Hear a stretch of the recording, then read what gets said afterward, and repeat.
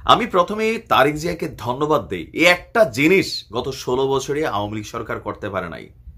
তারেক জিয়া দীর্ঘদিন যাবৎ ক্ষমতা থেকে বাহিরে থাকার কারণে পাবলিকের পালস, সোশ্যাল মিডিয়া প্ল্যাটফর্ম সকল কিছুকে অ্যানালাইসিস করে তিনি আজকে যে সিদ্ধান্ত দিয়েছেন, এমন সিদ্ধান্ত যদি বলবৎ থাকে, বিশ্বাস করেন বাংলাদেশের রাজনীতির চেহারা বদলে যাবে।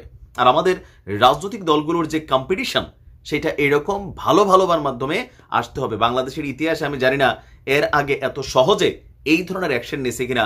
গত ৫ বছর আমি অসংখ্যবার বলেছি যে এই সিস্টেমটা যখন চালু হবে, তখন দলের ভিতরে থাকা রাজনৈতিক দুর্বৃত্তরা ৫% কর্মী থাকে। এখন যে বাংলাদেশে, সারা বাংলাদেশে বিএনপির যে লুটপাটের দৃশ্য দেখছেন, এগুলোতে কারা জড়িত? এগুলোতে তারাই জড়িত যারা আসলে, এরা কোনো দল করে না, যখন যেই দল ক্ষমতার টাচে থাকে সেই দলের সাথে এরা মিশা এলাকার CNG stand, bus stand, local দোকান থেকে চাঁদাবাজি, তারপরে হচ্ছে বাজারের যে ইজারা তোলে সেইখানে চাঁদাবাজি, তারপরে হচ্ছে ধরেন রাস্তাঘাটে ঠেকবাজি, তারপর ক্ষমতাকে কেন্দ্র করে এর পক্ষে হেরে দৌড়ানো, হের পক্ষে এরে দৌড়ানো। কারণ এদের কোনো কাজ নাই। ক্ষমতায় যারা নেতাদের এরকম মানে কি বলে, লাঠিয়াল বাহিনী তৈরি দরকার হয়, আর এরাই সেই কাজটা করে। তবে তারেক জিয়া আজকে যে সিদ্ধান্ত নিয়েছেন, আশা করি এই সিদ্ধান্তগুলো আরো দ্রুত কার্যকর হলে এই জায়গাতে বিএনপির যে ইমেজটা নষ্ট হয়েছে গত ৫ তারিখের পর থেকে, সেটা পুনরুদ্ধার হবে।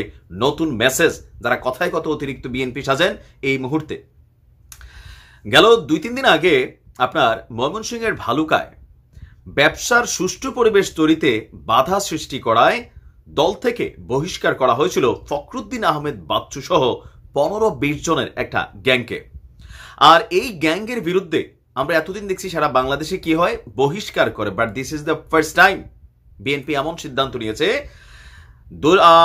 মানে গতকালকে রাতে বিএনপির নাম ব্যবহার করে বিভিন্ন প্রতিষ্ঠানে অলরেডি অনৈতিক সুবিধা আদায়ের অভিযোগে ভারপ্রাপ্ত চেয়ারম্যান তারেক রহমানের নির্দেশে বিএনপির পক্ষ থেকে ভালুকা থানায় লিখিত এজাহার দায়ের করা হয়েছে।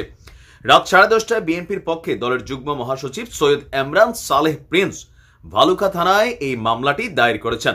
ময়মনসিংহ দক্ষিণ জেলার যুগ্ম আহ্বায়ক এবং ভালুকা উপজেলার বিএনপির আহ্বায়ক সহ দলের প্রাথমিক সদস্য সহ দলের সকল পদ থেকে গত রবিবার বাচ্চুকে বহিষ্কার করা হয়েছে। এখন এই ব্যক্তির সমস্যাটা কি ছিল? আপনার বাংলাদেশের একটা শীর্ষস্থানীয় ব্যবসায়ী গ্রুপের কাছে সে চিঠি পাঠাইছিল এই কয়েকদিনের মধ্যে। এই নেতা, বিএনপির নেতা, চিঠি পাঠায় কি বলছে যে আগামীতে এই এলাকায় যত কাজ হবে সেটা তার ভালুকা যে তার একটা নিজস্ব কোম্পানি আছে সেটা দিয়ে হবে। এর বাহিরে অন্য কোনো জায়গায় এখানে প্রতিষ্ঠান বা ব্যবসা ওই কোম্পানিগুলা করতে পারবে না। এমনকি বিএনপির কাছে ভালো সাজার জন্য বিএনপির ত্রাণ তহবিলে ১০ লক্ষ টাকাও দিছিল বাচ্চু। হ্যাঁ, বাচ্চুদের নামের সাথে মিল আছে। তবে বিএনপি এই প্রথম, বললাম না, খুব ভালো ভালো কাজ করতেছে, অ্যাপ্রিসিয়েট করা উচিত। ওই ১০ লাখ টাকা আবার ত্রাণ তহবিল থেকে তাকে ফেরত দেওয়া হয়েছে। এখানে ফোকাসেবল কোনটা বুঝছেন? এই যে বাংলাদেশে একটা রাজনৈতিক ট্রেন্ড ছিল এতদিন যাবত, কোনটা, যে আমরা ইদানিংও দেখছি এটা ছিল বিএনপির মধ্যে, বাট আজকে শুরু হয়ে গেছে অন্য খেলাটা। এই খেলাটা বলবৎ থাকা জরুরি নেতাকর্মীদেরকে কন্ট্রোলে রাখার জন্য। যে কোনো ঘটনা যখন ঘটে তখন করে কি, সাময়িক বহিষ্কার করে। এটা কেন? হয়তো সোশ্যাল মিডিয়াতে ইস্যুটা ভাইরাল হয়ে গেছে, এলাকার মধ্যে এই মানুষটা নিয়ে সমালোচনা। এটা আবার আমাদের সরকারি চাকরির মধ্যেও আছে। যখন ওর ভাইরাল ইস্যু হয় তাকে ওএসডি করা হয়। But this is not the solution. Solution কোনটা? এটা কখনো সমাধান না। সমাধান হচ্ছে পার্মানেন্টলি বহিষ্কার করতে হবে। পাশাপাশি সংশ্লিষ্ট ডিপার্টমেন্ট অথবা সংশ্লিষ্ট রাজনৈতিক দলগুলো তারা নিজের একটা মামলা ঠুকা দিবে। দেন এই ব্যক্তির পক্ষে আদালতে উকিল পাওয়া যাবে না। এই ব্যক্তির পক্ষে থানা পুলিশ কোনো ধরনের প্রভাব বিস্তার করার সুযোগ দিবে না মামলাটা যখন দল করছে।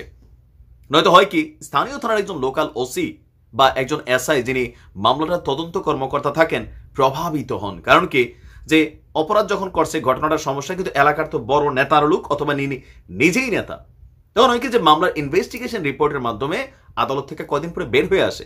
আর এই চিত্রটাই গত ৫৩ বছর যাবত আমরা দেখতে দেখতে মানুষের মধ্যে রাজনৈতিক দলগুলোর নেতাদেরকে নিয়ে বা এই কর্মীদেরকে নিয়ে একটা নেগেটিভিটি কাজ করে গেছে।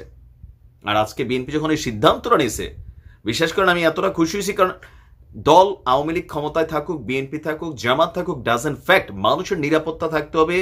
এই চাঁদাবাজি, লুটপাট বন্ধ করতে হবে।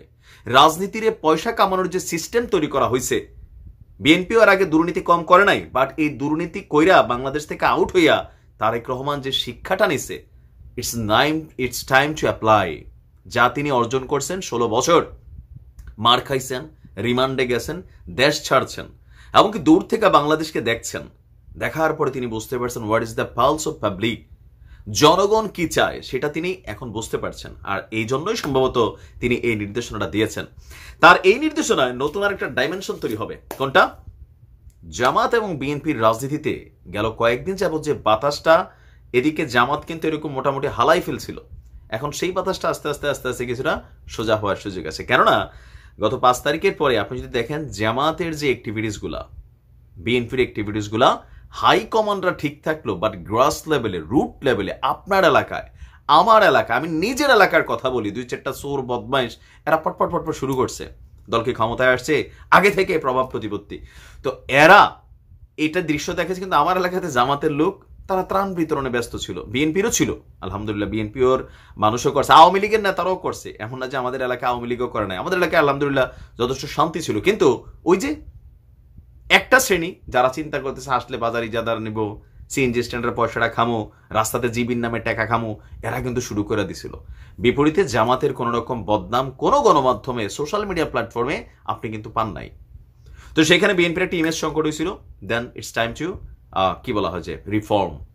তো তারেক রহমানকে ধন্যবাদ। আশা করি ক্ষমতায় যাওয়ার পরেও এই কার্যক্রমগুলো চালু রাখবেন, কারণ ক্ষমতাকে যদি পয়সা বানানোর সিস্টেম বানাই দেন তাহলে নিশ্চয়ই হাওয়া ভবনের অতীত ইতিহাস বা সর্বশেষ 16 বছর বিএনপির যে অবস্থান হয়েছিল সেটা থেকে শিক্ষা নেন। আরেকটা শিক্ষা নেন আওয়ামী লীগের পরিণতি দেখা।